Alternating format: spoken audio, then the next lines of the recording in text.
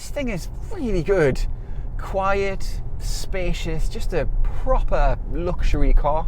Yeah, it wants to be, because it costs £74,000. Okay, Cool, no doubt.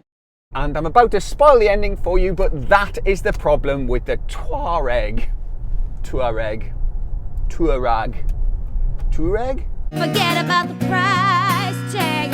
Ain't about the cha-ching, cha-ching. Like, it's absolutely mint, but I can only tell you that based on the car that I've got parked out there, which has £15,000 worth of options on it.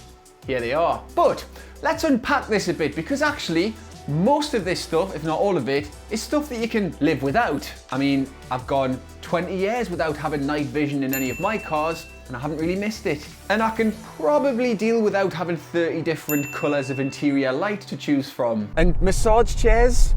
You ever been sat on a plane with a lanky person behind you digging his knee into your chair? And a tow bar? Not for me, thanks. And rear wheel steering? And without a head-up display, if you look about 6 inches south, you can see what speed you're doing there. And apparently you do get a stereo, wheels and headlamps free with the car if you don't buy them as options. And so there you go, I've just saved you the price of a Volkswagen Up. And you'll still have a car that's arguably 95% as brilliant as the optioned one, because the Touareg here is fundamentally mint. Now I guess the only grey area is the air suspension, which is optional and which this car has, and which makes it float like Cassius clay. Now I can't say this for certain because I haven't driven a Touareg on standard springs and wheels, but I'm pretty sure that if you put this on smaller wheels with standard suspension, you're not going to get a fundamental character shift. It's not going to turn into a sports car. You'll be pleased to know that while a busy biro can send a Touareg into Range Rover territory, a real world car is a lot more attainable than a media specification one. Ish. About 50 grand it'll cost you to start off with to get one of these, which is a lot of money, yes, but it's about on par with the other stuff that we assume that you'll be thinking about if you're thinking about one of these. That said, it is a funny place to be, because if you don't need all of this space, there are things that are more interesting and arguably more prestigious for quite a lot less money in some cases. Jaguar F-Pace, Porsche Macan, or you could go down to a Volvo XC60. Whatever. Let's take this at face value for a bit, and I'll just tell you what it's like. Again, it's very good. It has every bit the gentle imperiousness that you'd want from a big fat SUV. As in, most of the time it's extremely quiet and it's relaxed, and it just makes you feel like you're perched on top of the world while you're chilling on your way to Matalan or wherever you're going. Contributing factors include lovely light steering, surprisingly small wing mirrors that let the air breeze over them in noise-free fashion, generally, and a diesel engine that shuts up unless you're absolutely ragging it, which, this being this, you would be for the vast majority of the time. But even when you do, it has a proper 6-cylinder thrum rather than a horrible 4-cylinder diesel rattle. This seems like a good place to pause the driving impressions and go through your engine options. 2 diesels, 1 petrol. Of course, I'm driving the beefiest one, the V6 diesel with 286 PS's. Not the most powerful one though, that's the petrol one. But this one has the most torque, aka pulling power, aka accelerative responsiveness. As Volkswagen's most poshest vehicle, its flagship in tabloid magazine terms, all Touaregs come with a V6 engine, and they all have the same 8-speed automatic gearbox, and they all have 4-wheel drive, and they will all cost you one side or the other of £1,000 in car tax, road tax, because of their CO2 emissions, which are high. And we'll leave any discussion of Volkswagens and emissions there, I think. Back to the car. Engine then, it's really lovely. Although I tend to recommend petrol engines most of the time these days, personally, in a car like this, I'd probably avoid it because this thing's so massive and heavy that your fuel economy is going to be horrendous. And the diesel is that refined that there isn't really a massive amount of difference between the two. There is an argument that of the 2 available diesels, the lesser horsepower one is really the only one that you need. But if you can afford it, this 300 odd horsepower one is mega. It's really smooth, but it's also really quick. The problem I have, however, is that this has the same minor affliction as every other Volkswagen I've driven recently with a diesel engine and an automatic gearbox, and that is sluggish low speed response. There's just this awkward gap between hitting the accelerator pedal and actually pulling away. Now it's not catastrophic, but it just makes it feel clumsy and a bit sluggish when you're at low speeds or at a junction, for example. Once you get moving, it's fine. It's your classic luxury automatic gearbox. Really smooth, quick to kick down, no problem. And actually, bit clumsy is a good way of describing this thing when it's not going in a straight line. It's big and it's roly-poly and it's not in any way the sort of thing you'll enjoy driving quickly. But then again, you know that, right? And the rear wheel steering thing isn't really to do with handling like it is in a Nissan GTR or a Renault Megane.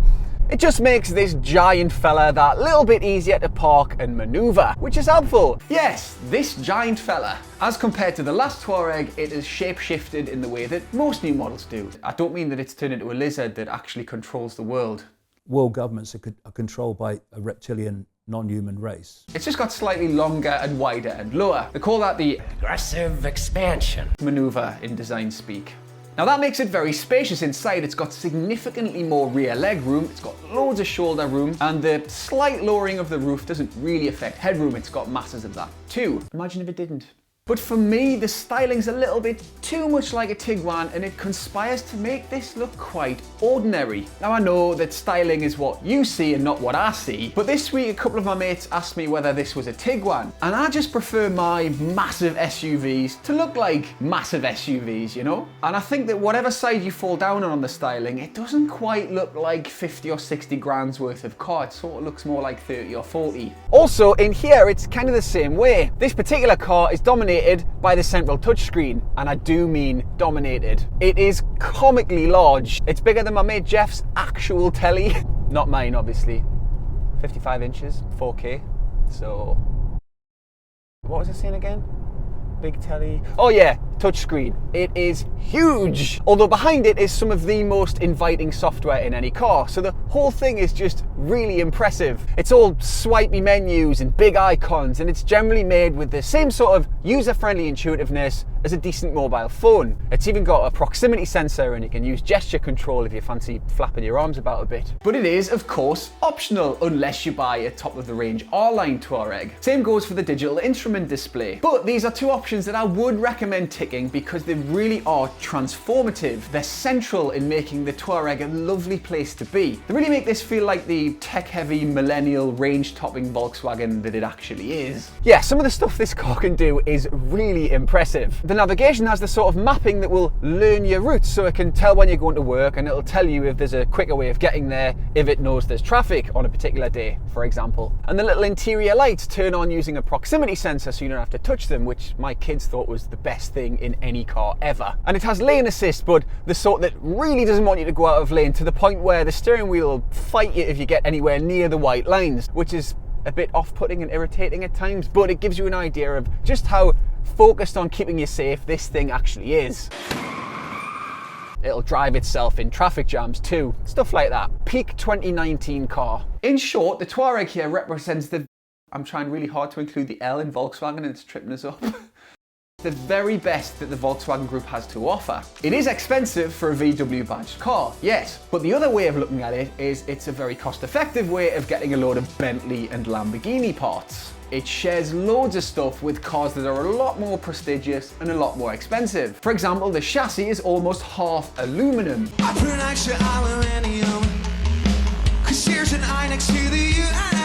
Aluminium. So this Touareg is significantly lighter than the one before it, and that helps with fuel economy, and it helps with handling, and it helps with general refinement. And of course, it has a massive boot and a huge amount of hatchback flexibility. So we can compare the space to other similar cars, but it really doesn't matter because you will not want for any more boot than this. Looks like good value now then, eh?